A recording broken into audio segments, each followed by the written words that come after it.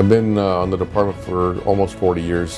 February will be my 40th year on the department. During that period of time, I had a variety of assignments, from patrol, working gangs, crash. Right now, I'm assigned as the commanding officer of Force Investigation Division. The Force Investigation Division is the division or the entity that investigates categorical use of force incidents for the department. You have the officer-involved shootings, where there's an injury or there's no injury.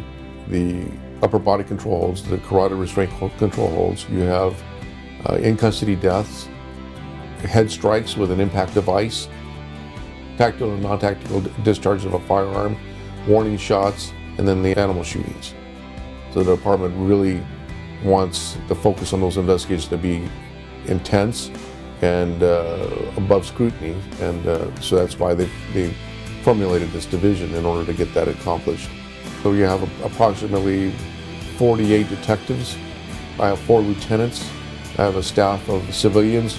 And then I have a detective component that handles the arrestees. I'm Detective Ty Lee. I'm the detective in charge of the Force Investigation Division Criminal Apprehension Team. I've been on the job, LAPD, for about 22 years. We are in charge of the apprehension and prosecution of the suspect in all officer-involved shooting incidents. I believe our job is extremely important. Our feeling is that if these suspects are willing to commit crimes against uniformed officers, imagine what they're willing to do to the average citizen out in LA. We're very thorough in our investigations. Our unit is comprised of very tenured and experienced detectives. We want to do everything we can to make sure that justice is served on these criminals and to make sure that they don't victimize anybody else in the future. Can you imagine in your neighborhood if you had someone that just shot at an officer, if he's still running around your neighborhood? I don't think anybody would feel comfortable with that, and that's how we feel also. As far as FID's investigation and the investigation for the public and the community, you think about it, it's police investigating police. So when you look at that and you look at the importance that the department takes on this investigation, that's the scrutiny is so huge and rightfully so, because if the department didn't take this with great interest and great scrutiny, then these investigations would be suspect.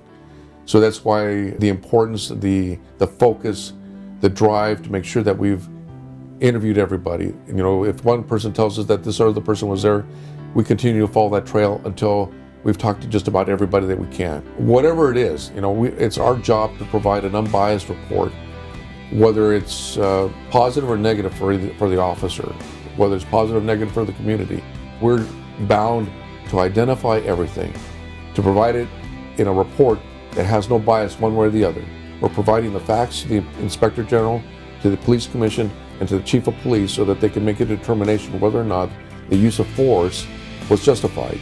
This division is so important to the department, so important to the community, because we're the fact finders, and the fact finders, that's all we do is find the facts, present them, and then it is what it is.